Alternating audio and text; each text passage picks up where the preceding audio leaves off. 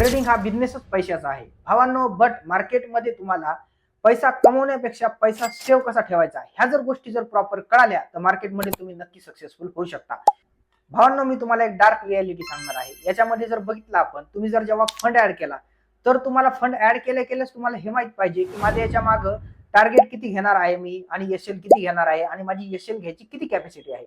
आणि सेकंड म्हणजे जर तुम्ही बघितलं, तुम्ही जर एखाद्या जागी जर ट्रेड प्लॅन केला तर त्या ट्रेडमध्ये तुम्ही जर ते मार्केटच्या ट्रेंडनुसार ट्रेड प्लॅन केलेला आहे का, किंवा जर मार्केटच्या ट्रेंडच्या अपोजिट केला असेल तुम्ही जर ट्रेड ऍक्टिव्ह करायचा नाही आहे. आणि जर तुम्ही ट्रेड ऍक्टिव्ह केलं तर तुम्हाला ते ट्रेड घ्यायच्या पहिलेच माहित पाहिजे की त्याच्यामध्ये माझं फर्स्ट टार्गेट काय असणार आहे, सेकंड टार्गेट काय असणार आहे आणि माझा सगळ्यात महत्त्वाची गोष्ट म्हणजे एसएल किती असणार आहे भावांनो. आणि जर जो तुम्हाला प्रॉफिट झालेला पैसा असतो ते तुम्हाला प्रॉफिट झालेला पैसा चांगल्या ठिकाणी सेफ ठिकाणी तुम्हाला इन्व्हेस्टमेंट करायची असते. याच्यामध्ये तुम्ही लॉंग टर्म इन्व्हेस्टमेंट करू शकता, एसआयपी करू शकता.